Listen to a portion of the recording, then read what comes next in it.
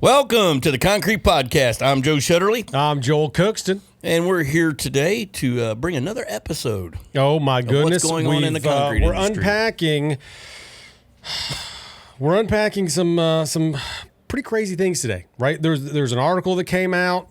But before we get to that, let's give some shout-outs to, a phenomenal GC group that was here yesterday in the office. All right.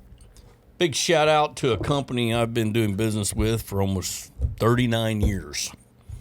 Actually, that company started about the exact same time that my dad started his company. Mm-hmm. Big shout out to Meyer Needham here in Fishers, Indiana. Also in Florida. Yes, sir. Yes, they're in Florida in Jacksonville. I have to say, great company. Great Congratulations on all your success. Mm-hmm. Early adopters of V5. Great culture. Everybody that works there is professional. Mm-hmm. Always wanting to do the right thing. Absolutely. Right? High integrity, high honor, trustworthy. Had a good group of superintendents here yesterday that can't say enough about them. We were educating, and when a group of people doesn't necessarily need the information you're giving them, it's impressive to see that they stick around, they're attentive, and they want to know, and they want to make themselves better and their company better. So shout out to Meyer Needham. Thank you, Meyer Needham, for everything you've done in our industry. All right, so we are unpacking a report today. Now, what am I walking into? This was brought to my attention, and the public might know this. It is public. It's on the FBI's. Well, if I don't know it, it's on the FBI's website. So the what? The FBI. So this was a report bringing in today. This was a report that came out in May of this year. Okay. Here it comes. Hold on to it. Lafarge. You know Lafarge? Have you heard of Lafarge? Have you guys heard of Lafarge? Now known as Amrise. Okay. You know what they do, right? Oh, yeah. Very familiar with what they do. Yes, large cement manufacturer. So, back in... They give money away to a charity? Well, wouldn't that be nice? Like an SRM, like an E5, help others? Help others. Well, a little bit contrary to that story. That's not good. So, back in April, it was reported the French court found the company guilty of financing terrorism. Like this sounds made up, right? This sounds like fake news. You just can't make this crap up, I guess. So, in a time period that this is, and we're in with 1L cements and everything else, and then something like this comes out, it makes you start to think what really is going on behind the scenes of these giant companies, right, that are affecting our industry. Now, let's not give blanket statements, right? We don't want to give blanket blame to, every cement company, all 1L cement. Listen, folks, we're just trying to connect some dots here to help us all potentially understand that, the shift may not have been solely for green, sustainable practices. Well, I see where you're going with this. Oh, greenwashing. Some people label it that, yes. Yeah, greenwashing. So we're going to get right into Type 1L again. Okay. Yeah, and it's not necessarily about maybe the chemistry today, but more about business ethics, right? We got off the phone with a couple contractors this morning that were, reeling from some of the concrete that was failing, delaminating, crazing, scaling, what have you. Everybody's searching for answers. We had a GC group come in yesterday, right, with about 50 people, superintendents, top dogs, high-level folks that honestly had no idea about the material shift, the material changes, and these folks don't need to be scientists by any means, right? So, Joe, I have a question for you. So, if E5 had a $100 million facility trapped in a war zone and hundreds of employees depending on it, what would you do? Would you shut it down and walk away, or would you Yeah, definitely be shutting it down and walking away, especially in that territory. It's the most ethical, logical thing. Right. Okay, if you're capable of doing that, then you're capable of really anything. So let's just put it in perspective. You're capable of pushing a diluted product into an industry for more profits, whether you care about the shift of risk of where it goes and what it might do. Mm-hmm. I mean, I don't want to start becoming a conspiracy theorist all of a sudden on this topic. I think we are really, really shocked on this. It really makes me aggravated at the industry that they put up this veil up that, oh, we don't do anything wrong. We make cement. We're worried about the contractors and all of our customers. We want to do the right thing. And then something global like this warming, comes out. Carbon reduction. And it's like... it skews it. I mean, it really puts like talking out of both sides of your mouth. Yeah. So the other fun fact was that prosecutors argued executives knowingly chose profit over withdrawing from the region. So there you go. That speaks that right there. Profits over, what'd you say? Over withdrawing from the region, right? I mean, they chose to keep this plant operating, right? To make money, to fund, known terrorist groups, to protect this plant, to make money for their overall profit sharing. And then you go deeper down the rabbit hole. Okay, let's look at, global shipments versus stock prices versus revenue. I mean, we've got a little chart here that obviously Ben can pull up for us, but it is quite overwhelming. Well, as we said, this podcast started to bring the hard conversations into the industry. Yeah. Some people are not going to like it. Some people are going to go, wow. And I encourage everyone to fact check it, do what you need to do. But it looks like Joel's done a very good job today of surprising Joe, which is unusual. Yeah. But I have to say that all my suspicions I've had for this last 3 or 4 years of this being a sustainable solution of changing our cement doesn't seem like it was about a sustainable event. It seems like to me it's more about profit driven. And when that profit driven corporations, they're amoral. They don't have any feelings. They don't care about anybody downstream. One would assume that, right? I mean, all the evidence is pointing that way. Yes. Where's the help with these problems we're having in the industry? I mean, anybody from these type of corporations actually cared about what was actually going on, they would see that there's a major cry for help. And I've just decided to be one person in the middle here to try to help as much as I possibly can, but we're limited on our reach of doing things. Right. And we hope our reach grows to be able to help these people. Right. I mean, I feel like, I don't want to take credit, but I feel like we've really upped the ante on this 1L conversation, and others are jumping on board, which is fantastic, right? You've got the, 1L conventions, and you got the 1L forums and things online. Correct. But I feel like that wasn't happening within the last, year. I think it's really grown. Oh, I would agree with that. And we've been dealing with this for 3 years now, testing all those cements. Yeah. Well, I mean, just from our couple past episodes where we talked about the concrete crisis. Right. And the data is now out there. And that took a year to plan. I mean, it shows that 1L can be a good material, but a lot of things have to change, and that's basically, I'll say it again, is timing. I am not here to bash 1L. I am more upset on the way it was released. Let's clear it. Yeah. It was released and it was told to me I'm 1-to-1. You billion-dollar companies should have had enough money to really research it to know what this was going to do. Right. I mean, for God's sake, you guys have access to everything, but, we'll just go ahead and fund ISIS to protect this.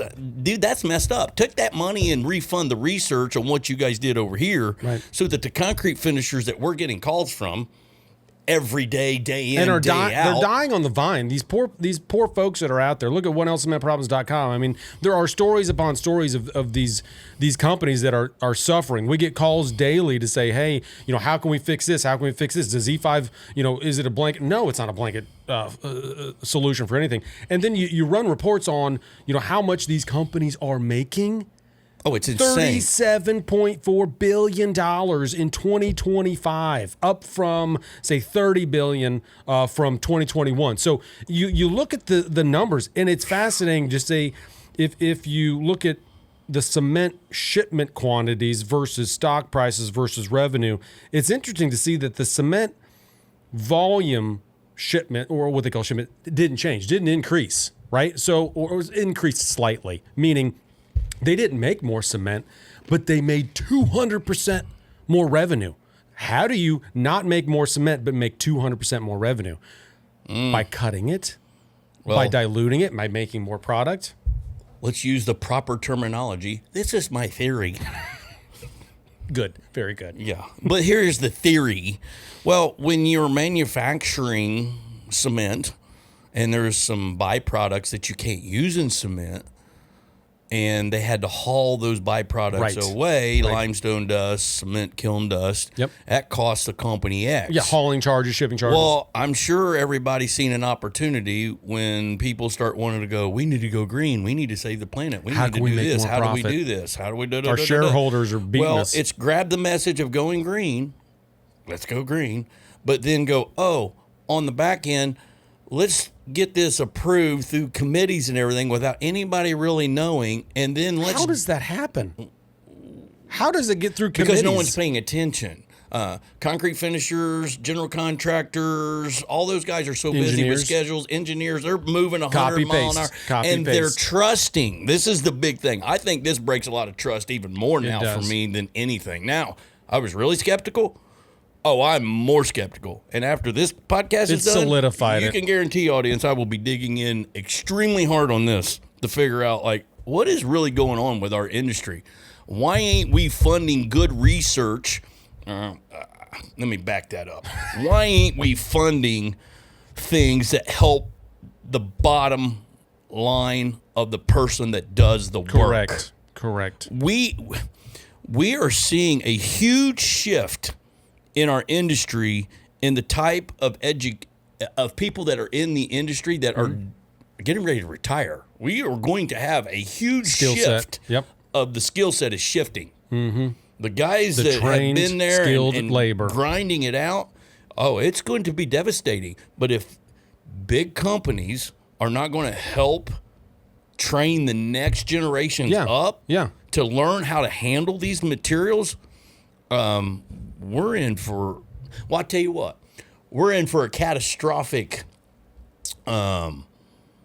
problem within the industry of being able to do good craftsmanship and make concrete sustainable. But dear God, do they really care whether they fix that? Because all they'll do is tear it out and sell another yard. Right. So I guess I'm thinking out loud right now. I guess I need to retract that and say, no, they really don't care. They don't. No, it's just reoccurring revenue. Now, here's a shout out I'd like to give to everybody knows Mike Rowe, right? Mike Rowe. I mean, absolutely. This guy, I feel dirty like jobs. He needs to run for president, that guy. But he's got the with the skilled training education thing. You know, it's folks like him that, you know, the cement company should invest in to then train, you know, the upcoming generations of the concrete industry. Because like you said yesterday in our big, you know, presentation of that GC, the finishing window and the skill set window is shrinking. Absolutely. With our materials. If we don't have the skilled folks out in the field, it's just going to get worse and worse and worse. Hey, if the cement manufacturers want to come up and make a new cement, and I don't care if they put pixie dust in it, at least do the research to say this is how you need to handle the new cement, and this is the problems you might see, blah, blah, blah. No, they're not going to do that. It's easier to shove it through marketing and shove it to an industry and say it's 1-to-1, but then get it into the industry, and then all the problems unfold, and then go, yeah, we got a problem. We need to fix it. Well, they say, yeah, we need a problem behind closed doors. They're not out there leading the forums and the events and the associations to say, okay, folks, we realize there's a problem. Here's what we think should happen out in the field. No, they're not leading that. When all the problems started to come out, it was the guys in the field that were going, dude, there's a problem. And then they start researching it. And then they come back and start complaining or preaching, we need to fix this, I need a solution. And then they start coming up with things, and all they do is go back, save their research dollars from actually researching it, and just go, well, we met strength, we're good. PSI. We have no issues. Strength's good. Should we say what we think PSI really means? No, You can. No, I won't. I don't want to get the hate mail. This is an interesting statement. When a company is willing to pay millions of dollars to keep a cement plant operating in a war zone, what does that tell us about the pressure public companies face to maintain production and protect shareholder value? Let that sink in for a second, right? If they're willing to pay an armed group to protect a terrorist, plant, call it what it is. Terrorists paid a terrorist group to protect their piggy bank. What does that say about how they're going to deal with the issues that our contractors and finishers and these companies that are almost going out of business? It tells me they ain't worried about it. They're not worried. Well, and I'm sure over in that region, they don't care what the quality of their concrete is anyways. Right. Can't speak to that. Obviously, they're probably My statement, my opinion, First Amendment. First Amendment. They're shipping that cement all over the world, I would assume, from Syria. I don't know where the Syrian plant obviously was supplying cement. However, from a larger perspective, you can assume that if they're willing to do this, then they're willing to do whatever. Like dilute our cement. Right. Wow. You keep saying follow the money. Yep, follow money. I mean, it is about following the money. Since the rollout of 1L Cement, major construction companies have experienced, significant growth, stock appreciation.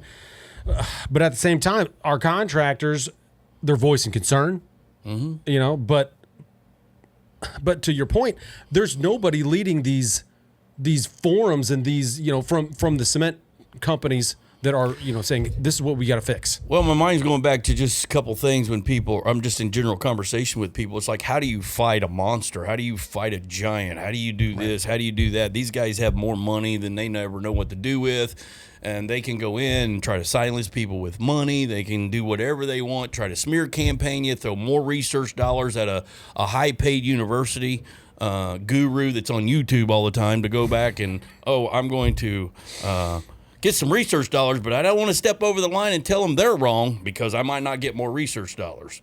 And get one data point. And get one data point, and dear God, let's make a decision on that. But let's protect my research funding and the person behind the scenes. Right. It's not right. So if they're willing to do that over here, I'm sure that goes on more over here. And I think that curtain's starting to become open. Mm-hmm. People are starting to look. So having them conversations like, what do you do with these giants? Well, I think as concrete finishers and concrete owners of companies that are hurting and getting penalized for this, I think first we've heard it. These are about lobbyists. These guys have a lot of money for lobbyists, and a lot of this gets proved through our government officials. I think you really need to start researching who you're voting for. Right. In your areas. Are these guys being funded by cement industries? And if they are, you might want to dig into that a little bit, because maybe that vote is what's not allowing our infrastructure to last longer. That vote is swayed, right, by the folks that are around them that are funding their campaigns. And this is all because they allowed the 1L to come in. Politicians allowed it to come in. Right. They allowed it. Right. And I'm leaving a decision up to... So is this a losing battle, Joe? I just feel like, banging the gong. Well, I'm definitely not going to make any more new friends. But, I mean... Not wealthy friends. Someone's got to expose... Or at least bring some truth to light. I mean, I'm tired of seeing concrete guys tearing out stuff that is... Like the guys yesterday talking about the curbs, the sidewalks. Oh, they're tearing them out. That's scaling, right? D-lam. But then again, how is that sustainable? How is that green? So we come out with a new cement because we want to be sustainable and green. Right. But yet, if there's an increase in problems, and dear God, I'm so sick and tired of concrete producers and cement manufacturers saying, it's the finishers. Well, yeah, we'll take some of that blame, but I'm not taking it all. Nope. We're talking problems that are happening before you even get it finished. And that are consistent, right? It's always it's not consistent. Like you get a bad batch. I mean, we all know you get a bad truck or, a couple trucks and you get a bad result. But when it's consistent, it's everywhere. I mean, you read to me sometimes, Joel, some of the emails you get that are on the whatever that website is, problems.com. And it's like, this is insane. Mm-hmm. I mean, this should not be happening in our industry. And especially when you got people that stand up there, a.k.a. Mr. PhD on his YouTube channel stands up there. I really care for... You are hot on that one. You really care for the industry. We really want the best for industry. Well, then quit taking money from the crooks. What it is. Now I'm going to start getting fired up because it's what it really is. It is. And then that transfers your opinion, one data point. Now everybody wants to make a decision. Now it's biblical. Oh, yeah. Because that one person is then going to event after event to an association show, standing up on stage and spotlighted. And now whatever that person says, he, she, or it says is the law. Look, at the end of the day, people, these people running around with research dollars and research and things is not the gospel. It is not. It is one data set. Here's what I see. I just left it this morning on a bridge. Mm-hmm. Here we go. 3 months ago, we do a trial pour. Got all the material. Everybody's excited. We're doing the trial pour. Works great. It works great. And we do that trial pour because we want to make sure that material's been passed. Boom, boom, boom. 3 months passed. Oh, my How's that the same material? You're saying the rocks aren't the same, the sand's not the same? How is that the same material that you did a trial batch on? I mean, really, how is that? You might be 10 tankers past by then, probably 100. So how is it the same? It's not the same. Right, so are we set up for failure from the get-go? You're set up for failure, but here's the risk transfer. It's set up to go all the way down to the finisher to go, well, it's his fault. He didn't do it right. But then again, it's hard to prove. This is the problem with the industry. Yep. It's hard to prove that the mix is bad if it always hits strength. Because the industry bought PSI. We're indoctrinated with it. Oh, we got strength, we're good. Well, the cement companies are sitting in a sweet spot. Let's be honest, they're right? I wish I was a cement company that I could then provide a product with a wide tolerance, quality control, right? That you're saying, it could be 15%, it could be 5% limestone, or somewhere in the middle is fine. And I give it to you, and you put it in with a multitude of other things, including hard materials, liquid materials, whatever. And then if something goes wrong, I mean, you can't prove it. You can't prove cement's bad.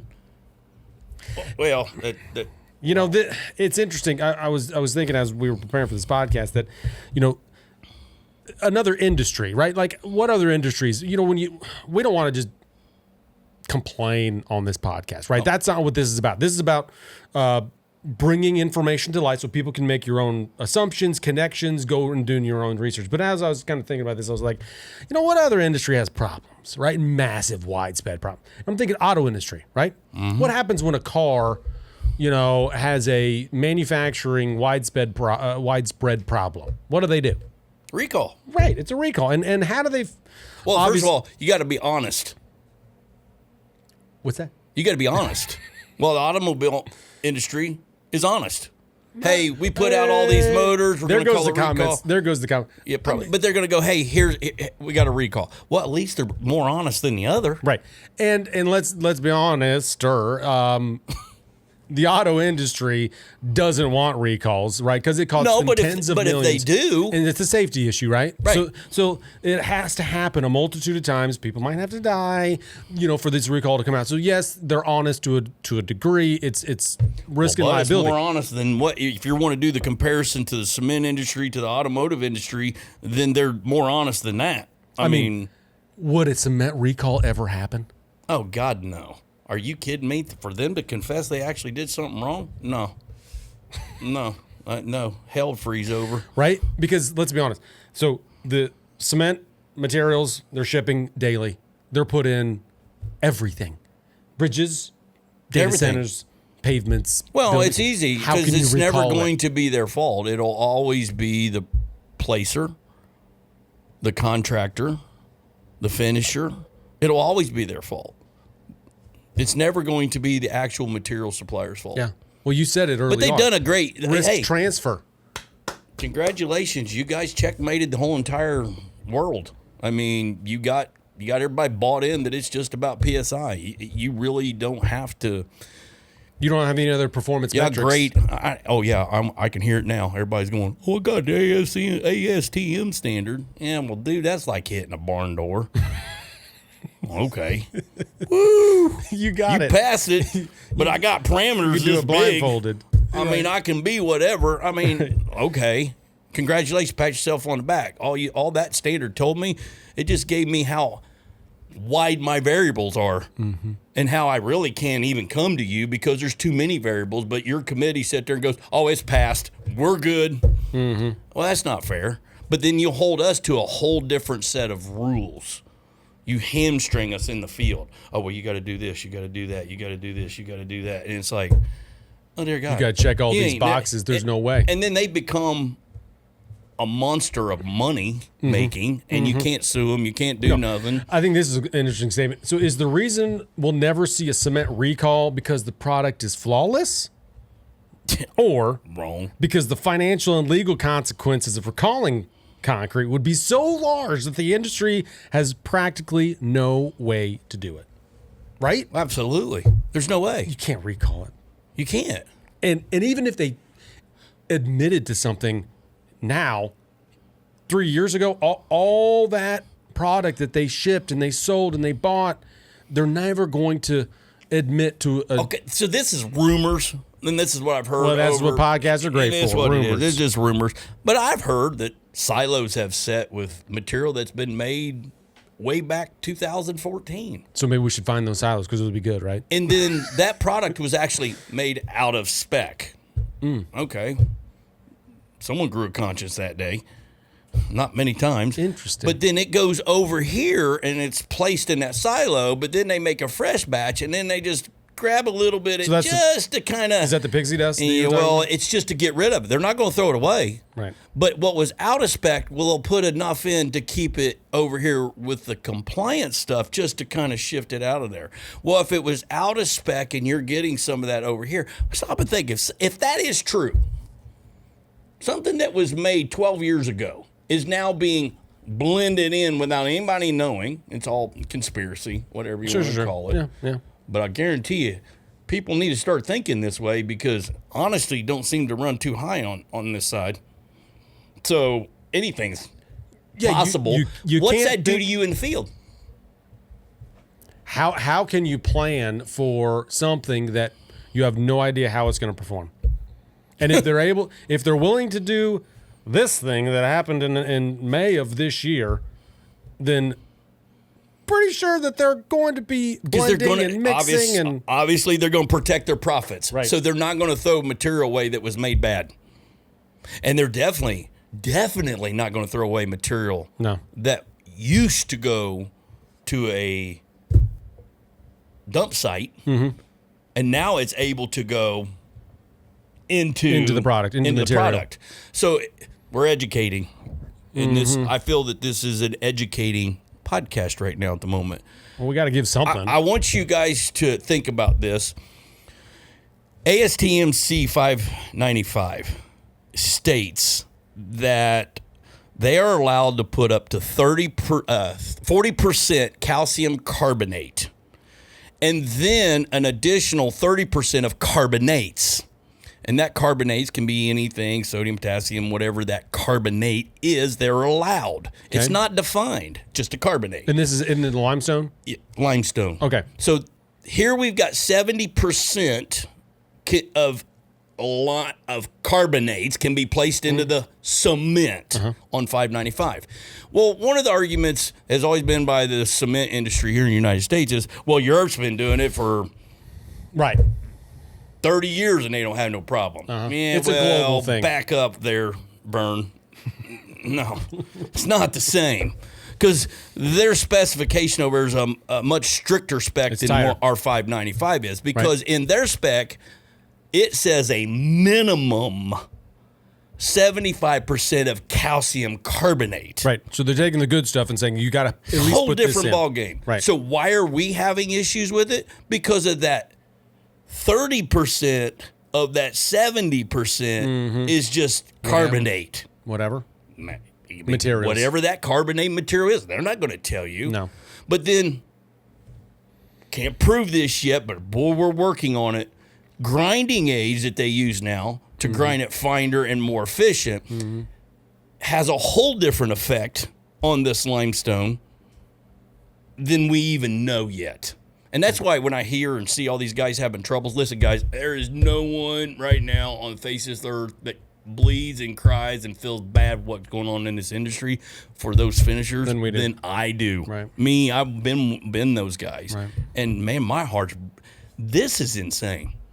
Something needs to be done at the highest level, but then again – But we know the highest level could be just as corrupt as everything else. As we've seen from this report in May, there's no changing the ivory towers at this point, right? And so when, comments on your TikTok, on our Facebook, on social media are saying, okay, how do we deal with it? Are there best finishing practices? So, I mean, yesterday you had some really good thoughts, I'll give you kudos, about finishing practices, right? Timing, right? You talk about timing. Talk a little bit about, okay, if a finisher is just, they're stuck with the mix, right? What are some good finishing practices? So we spent probably 20 minutes in this ranting on these guys and beating on these guys, and we're not going to change it right now unless someone becomes our hero and really steps in at a very high political level and says, this is enough. Right. Well, NDOT might be changing some things. Yeah, we'll see. I don't see it right now because they're controlled. There's a lot of politics. Too many politics with inside. Politics is dictating how much tax money we're spending that we don't have in this state. That's for sure. And it's even followed over into ODOT. Politics of this is really getting atrocious. And I got to say, this is political suicide, what we're doing right here. Absolutely, for my it is. business. Right. I mean, this isn't good for business. Yeah. Us talking about the bad things that are happening in this industry, but we're talking about it not to, bring down these billion-dollar companies per se. We're talking about it to find a solution for the folks that are out in the field, the GCs that we talked to yesterday, the finishers that are reeling about these problems. There's got to be something that there happens. Is. And I'm okay. If y'all want to do this and you guys want to keep messing with the cement chemistry, I love problems. I just don't like how the problem is introduced into the market, right? And how that risk is shifted down to the everyday working man that works hard for his dollar. The blue collar working man. Okay, that's where I don't like, and I don't like that. That's wrong. That's just dead wrong. Good. If you want to change cement chemistries, hey, change it all day long. Matter of fact, I'd encourage it to create something that could be better. Correct. But let's be we all know global warming let's might be a transparent about what we're doing and what we're going to put in, and then tell the people that's got to work with it with their hands, hey, this is what you might see. This is what you might have to change. Yeah.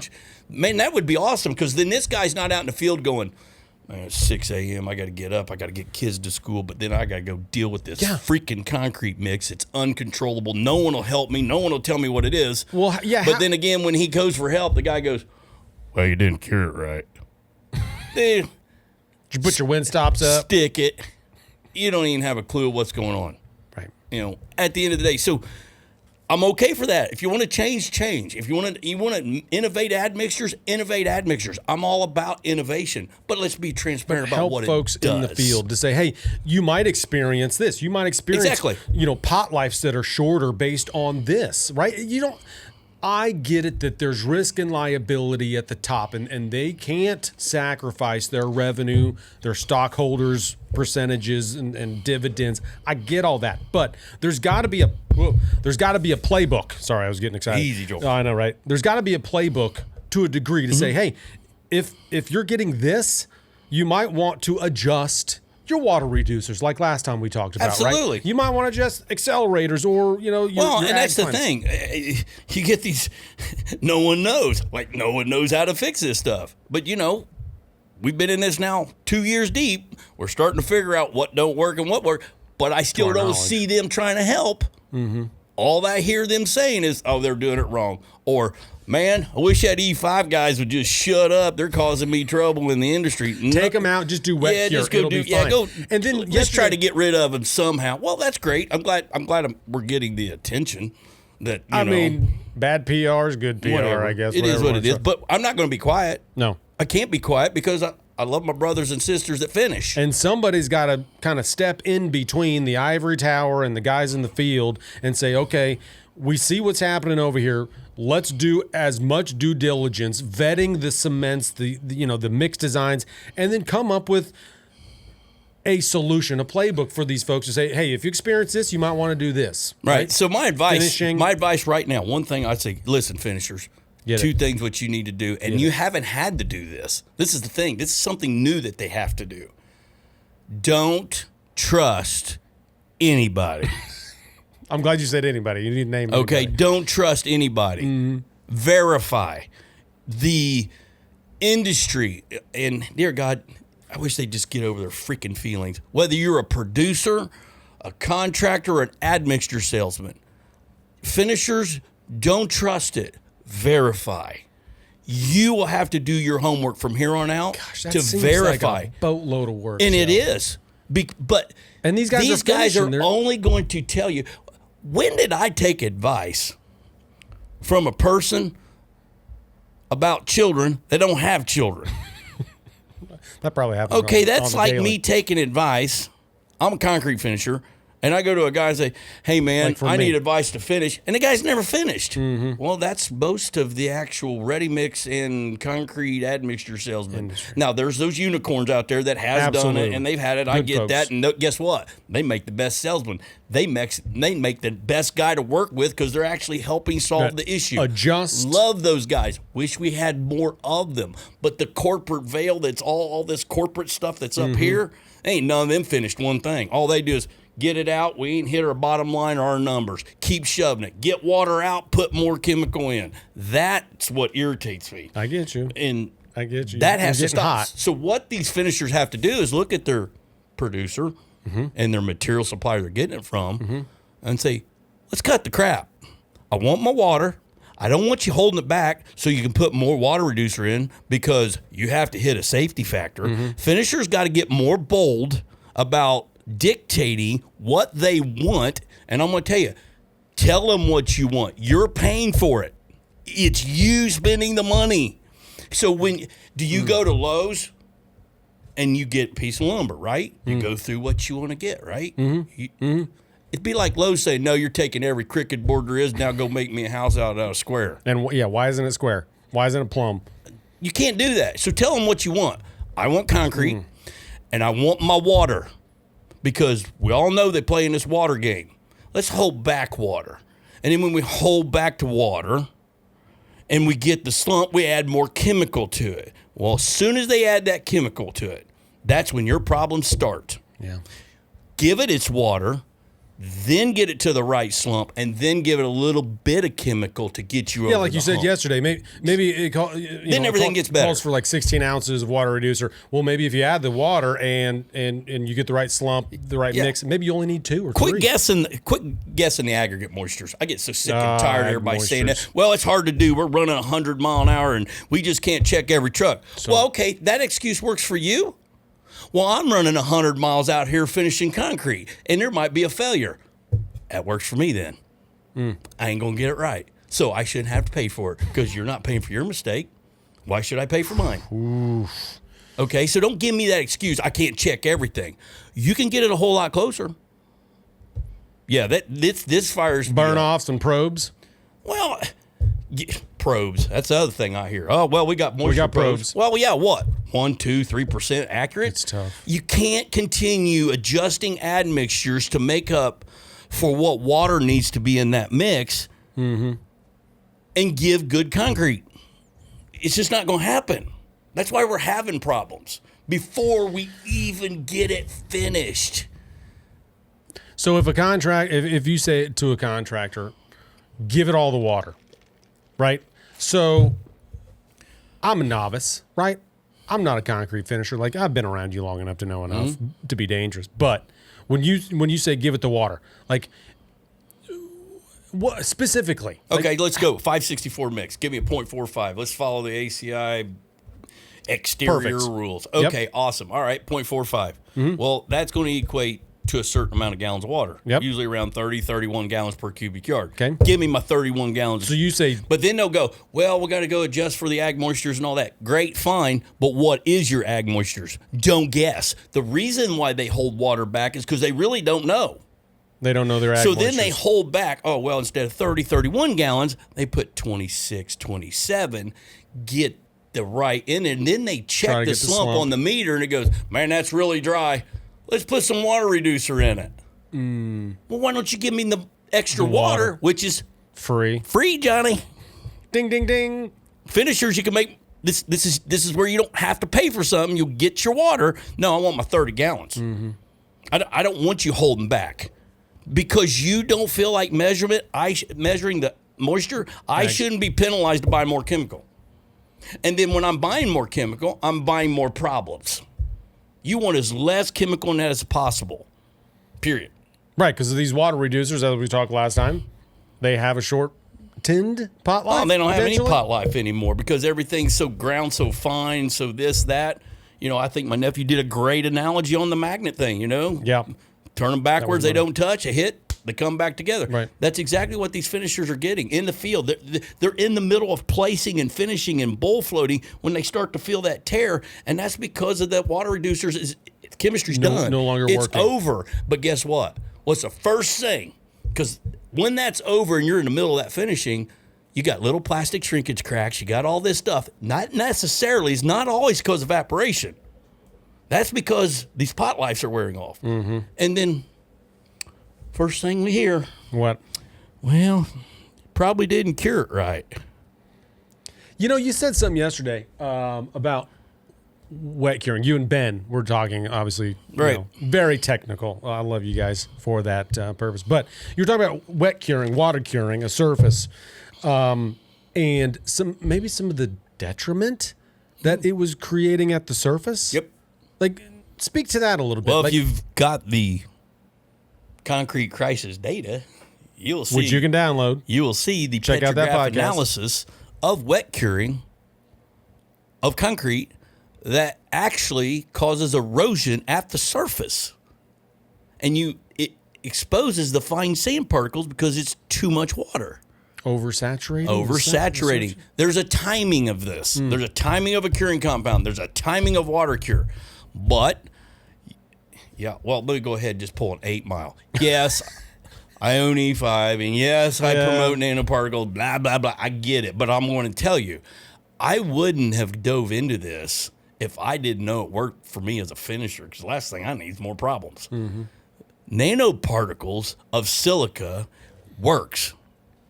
It works, and it helps the water stay in place longer than any other thing that's out there right now. And let's give it a little caveat to say nanoparticles, yes, E5, but not all nanoparticles are made the same. Now, I can tell you right now, and I'll be very bold about it, there's not a colloidal manufacturer that can put a product in the market that will work. Right. Because they have not done the due diligence to understand the modifications that need to be done to the sizes, colloidals the to make it combinations. work in the truck. Right. So all the little guys running around that are going, I got the same thing as same E5, you're full of crap. I mean, let's not call out other manufacturers, but we do know. I didn't say their name. No. Well, I was going to. But we do know of some topical colloidal manufacturers that sell topicals And they shouldn't be selling topical because it's not right for the that cement right are now. agglomerated. Yeah, because it's not right. Right. Because they don't understand and so it. they're asking us, and they're asking, our partners out in the manufacturing world, why is this happening? Why is E5 having so much success? Well, it's because we adapted, we adopted, and we changed based on the material shift. And when you have big companies, granted, that have red tape and processes, they can't shift like we can. No. You can go in the lab tomorrow, create something brand new, and say, okay, we need to shift. I know. Based on ag, I've based seen on plenty of my videos, and when I'm in the lab, I understand what one L's doing. I've looked at 28 of them, and I know what they're doing. I know how they work. I know how to make them last and work. But it's not just bolting something on, and then we're good. Oh, let's just spray this on, and that works. Right. you got to do your due diligence and research, and that's what the finishers need to start doing themselves. I never had to do that. I never had to do this because I had a very trustworthy person in the industry that would not lie to me, and he told me the truth. Mm-hmm. He wasn't about, I need to sell something. I mean, our relationship was built, he was my salesman. He sold me concrete. But as we got to grow in our relationship, he just got honest with me. Right. He goes, Joe, you don't need all this stuff. What do you mean? One of the few bright spots. Yeah, and he goes, you don't need all this stuff, dude. You got good practices, and you just need a little bit of this, a little bit of that. And you were probably benefited from, kind of like growing up in the 90s, when we had BMX bikes and we had corded wall phones. But I was in the era when fly ash was introduced into the market, and it was the junk of my era. I remember when it first came out, and it was like 3 different colors, and then of course, material supplier comes out and goes, oh, well, we're pulling it from 3 different plants, and it's all the same.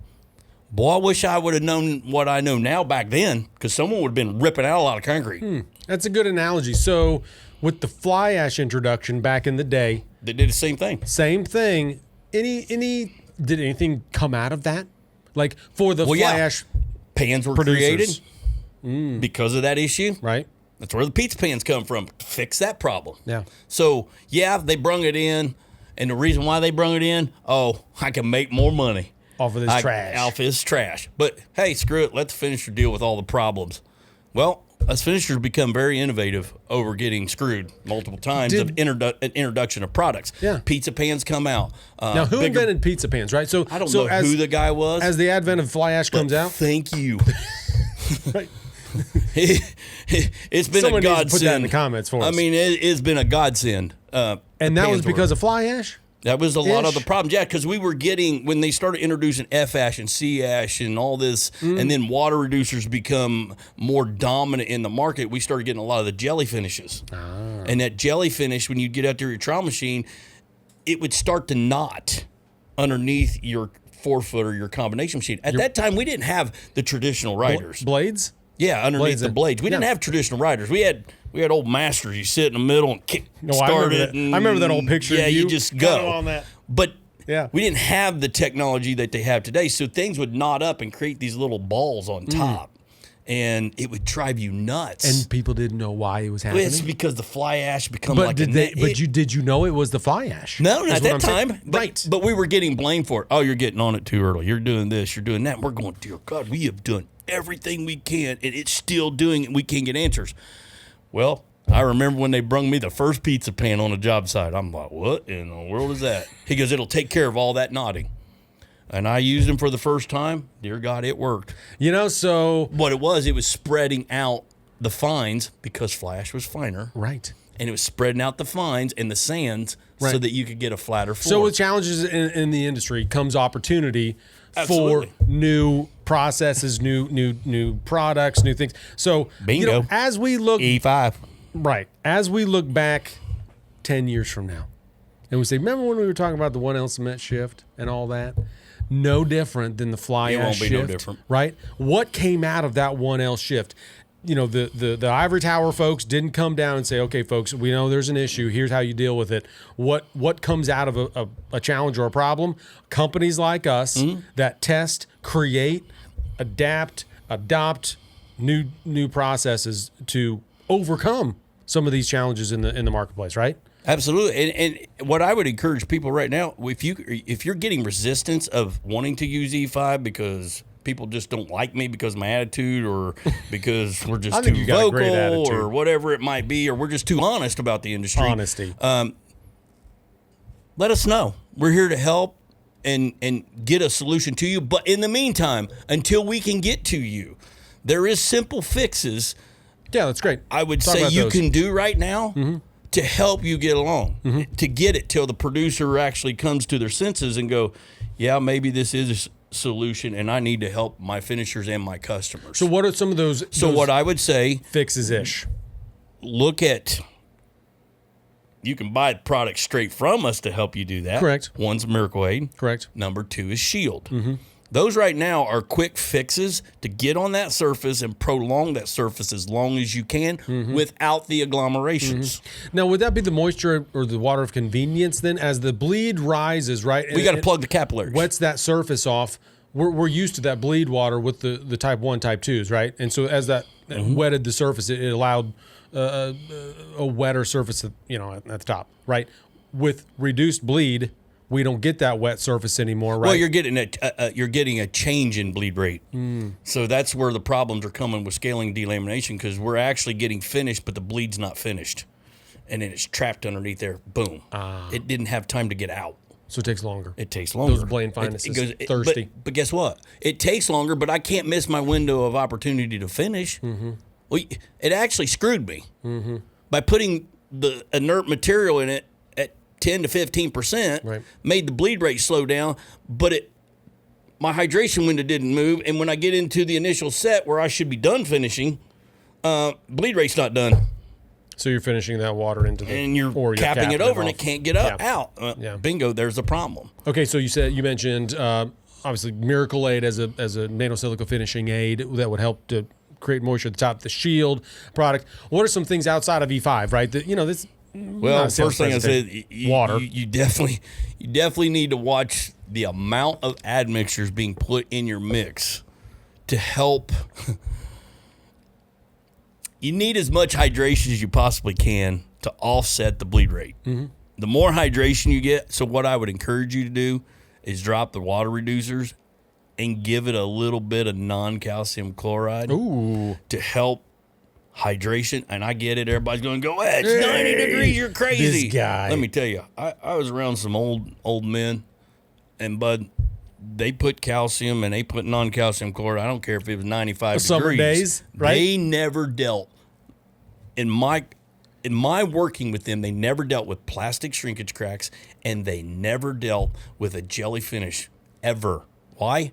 They always put just a little kick of non-calcium chloride in it, and that bottom kicked up there, from the bottom. And it overcame the evaporation rate, and it still had plenty of surfactant at the top. Okay, so you're reducing the water reducer, which is lignans, melamines, sulfonates, PCEs, oils, whatever. All that stuff's over there. But then NC's over here kicking that hydration. It's putting more of the CSH out there faster for you to work. Yeah. So at the end of the day, that's a little tricks like that. And the next trick careful. Well, if you're doing that, always try to schedule your pours between 6 a.m. and 10 a.m. Get in that window. Yes, I know everybody's going to want to try, but sometimes you can't get concrete at time. But organize a little better and beat the next guy there. But that window of opportunity is where you should be. Anything after 10 o'clock, when that temperature is going to start going over 80, 90 degrees, and you start getting into high UV rays, all you're asking for is problems. And there's no amount of curing traditionally that's going to fix those plastic shrinkage cracks or those crazing cracks or anything after that. It's not going to do it. No. Okay, so you've poured into your risk window. So you got to get away from that. Okay, so... That's on you. Just a couple tricks. That's on you. But those are the tricks right now that I would get to. Now, what nanoparticles did for me, I was religious about, hey, if I'm pouring outside, I got 6 to 10, I better be pouring. And if I had a 500-yard pour or a 1,000-yard pour, I started at 6, I want 100 yards an hour, well, that means I'm 10 hours deep. Yeah, well, I plan different. Well, I backed my time up to early in the morning. I see guys doing it all the time. They know to pour early. Some people don't. But you got to just shift your window of opportunity and stay out of that 10 a.m. and above. You just got to stay out of that window when it gets hot and the humidity's going to drop and the wind's going to pick up. Those little tidbits will help you. Tricks of the trade. They got these round tables, and I've said it a couple times on a podcast. Everybody's going around trying to fix 1L and this and that. Right. Really, it's not hard to fix. Not hard to fix at all. Ooh. You've just got to look in the mirror and say, I really got to fix myself. And clear your mind. You just pulled a Michael Jackson. You just clear your mind and say, all the things I knew no longer apply. I have to now work with this material and learn it. Get over being mad. Get over being upset. Right. This is what I got to do. And then just work with it. You're going to get pushed to the edge, and you're going to work a little bit harder. And that's okay. It just makes you better. But be open to the small changes that can make a big impact. And the small changes are really like, don't be afraid. I mean, it sounds scary to a finisher to go, what do you mean put accelerator in when it's hot? Man, if you go back to the old ACI books, I believe it was in the 80s, there was a time where it promoted accelerators. Find that. In low evaporation, windy days. Interesting. I mean, I remember we used to read it. Right. And low evaporation, windy days. Now, over here with 1L Cements, when you've got low evaporation, low water content, high blane fineness. Faster. Right. You want that bottom to get up there. Kind of scenario. But it's just quicker because your window's like this. It's quicker. Now, most of the people I work with, I just had it. We were down in Texas, and we had to pour a 500-yard mock-up. It was a monster. Okay, it was hot. Very hot. And upper 90s. Humidity was 17%. Jeez. Okay? We went down, worked with the finisher, worked with the ready mix producer. We adjusted a few things out of the mix, and they were very compliant, awesome people to work with. Thank God there's still people like that to work with. Thank you for that. You guys are awesome, and I will promote the snot out of you for just being nice to me. And the producer was money as well. Oh, dude, he was on it. But guess what? In that climate, no curing compound, no wet cure, just E5. No plastic. Nothing. No just covering. E5. Guess what? 0 plastic shrinkage, 0 crazing, 0 cracks anywhere. That was on a rebar test pour, and they didn't saw it either. And they've done it twice. That's the power of nanotechnology when it is done right and you remove the problems. And the mix is optimized and the water is Everything's used. right. But you know what? I didn't ask that finisher to be perfect that day, and he wasn't. He can still be what he is. Within the window of excellence. But you know what? I didn't go out there and we preach, oh, you got to do this. No, I said, just finish concrete, man. Right. Just finish concrete. And don't worry, it'll be all right. You know, he finished concrete, and we're good. He did his job. Now we're just going to keep on moving. So they accepted that mix. We've done that 100 times across the nation right now. Hundreds of thousands of times. And people are just like, wow.